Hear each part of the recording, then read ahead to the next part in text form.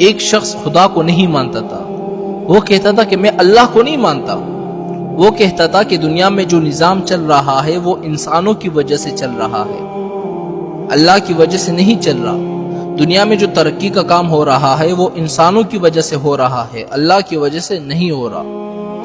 تو وہ شخص امام ابو حنیفہ رحمۃ اللہ علیہ کے پاس آیا اور کہا کہ حضرت میں اللہ کو نہیں مانتا، اس بات پر میرے ساتھ مناظرہ کرو، اگر آپ نے ثابت کر دیا کہ اللہ ہے، موجود ہے، تو میں مسلمان ہو جاؤں گا۔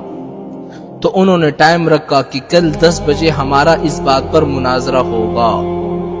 تو امام ابو حنیفہ رحمۃ اللہ علیہ نے کہا ٹھیک ہے۔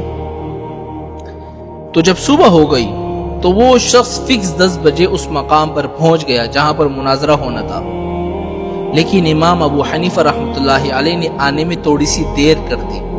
مثال کے طور پر 10 بجے پہنچنا تھا، وہ امام ابو حنیفہ رحمۃ اللہ علیہ 12 بجے پہنچے جان بوجھ کر۔ تو وہ شخص نعرے بازیاں لگانے لگا کہ دیکھو جس کو تم نے اپنا امام بنایا ہوا ہے وہ تو میرے ڈر کے مارے بھاگ گیا، ابھی تک نہیں آیا مناظرے کے لیے۔ تو تھوڑی دیر کے بعد امام ابو حنیفہ رحمۃ اللہ علیہ پہنچ گئے۔ تو اس شخص نے کہا کہ امام صاحب آپ اتنے لیٹ کیوں ہو گئے؟ تو امام ابو حنیفہ رحمۃ اللہ علیہ نے کہا کہ میری بات سنو، کہ جس جگہ سے میں آتا ہوں یہاں تک راستے میں ایک دریا پڑتی ہے، تو جب میں دریا کے پاس پہنچا میں نے وہاں دیکھا کہ ساری کشتیاں جا چکی ہے، اب میں یہاں پر کیسے پہنچتا؟ تو میں نے اللہ سے دعائیں کی، اللہ کے سامنے گڑ گڑایا، اللہ کے سامنے رویا۔ تو پھر میں نے کیا دیکھا کہ ایک درخت خود بخود کٹ رہا ہے، خود بخود کشتی کی شکل اختیار کر رہا ہے، خود بخود میرے سامنے کشتی تیار ہو رہی ہے، میخے لگ رہے ہیں اور ایک کشتی کی شکل میں تیار ہو کر میرے سامنے آ گئی۔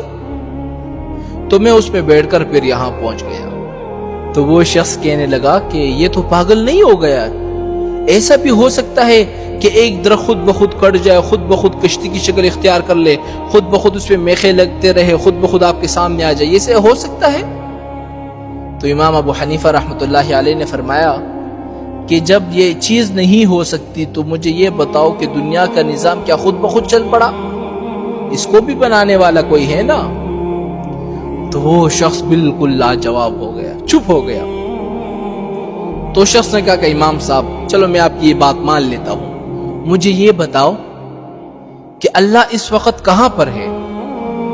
تو امام ابو حنیفہ رحمۃ اللہ علیہ نے فرمایا ٹھیک ہے میں بات کو ثابت کرتا ہوں کہ اللہ اس وقت کہاں پر ہے، میں بتاتا ہوں۔ آپ نے فرمایا کہ ایک دودھ کا کٹورا منگواؤ۔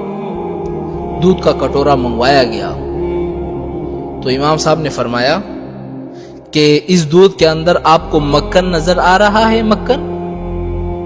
تو اس نے کہا کہ امام صاحب مکھن تو نظر نہیں آ رہا، البتہ اگر ہم اس کو تیار کریں گے، اس کو بروئیں گے، پھر اس سے مکھن نکلے گا۔ امام صاحب نے کہا نہیں مجھے مکھن دکھاؤ، اس دودھ کے اندر مکھن ہے کہاں پر؟ تو شخص نے کہا کہ مکھن تو ہے نہیں، لیکن جب اس کو تیار کیا جائے گا تب مکھن نکلے گا، مکھن اسی دودھ سے نکلتا ہے نا میرے بھائیوں۔ تو امام صاحب نے کہا کہ نہیں مجھے مکھن دکھاؤ۔ اس نے کہا مکھن تو فی الحال نظر نہیں آ رہا۔ تو امام صاحب نے فرمایا کہ جب تم اس مجازی چیز کو نہیں دیکھ سکتے تو تم اس حقیقی خدا کو کیسے دیکھ پاؤ گے؟ وہ شخص بالکل چپ ہو گیا، لاجواب ہو گیا۔ تو شخص نے ایک پھر سوال کیا، چلو آخری سوال امام صاحب، پھر اس کے بعد میں مسلمان ہو جاتا ہوں، اللہ کا رخ اس وقت کہاں پر ہے؟ تو امام صاحب نے فرمایا کہ چلو ایک موم بتی منگواؤ۔ موم بتی منگوائی گئی، آپ نے فرمایا اس کو جلاؤ۔ جب جلائی گئی تو امام صاحب نے فرمایا کہ اس کی روشنی کس طرف ہے؟ جب موم بتی کو بندہ چلاتا ہے تو چاروں طرف روشنی ہو جاتی ہے نا؟ تو شخص نے کہا روشنی تو چاروں طرف ہے۔ تو امام صاحب نے فرمایا کہ اسی طرح بس اللہ بھی ہر جگہ موجود ہے، ہر جگہ دیکھ رہا ہے۔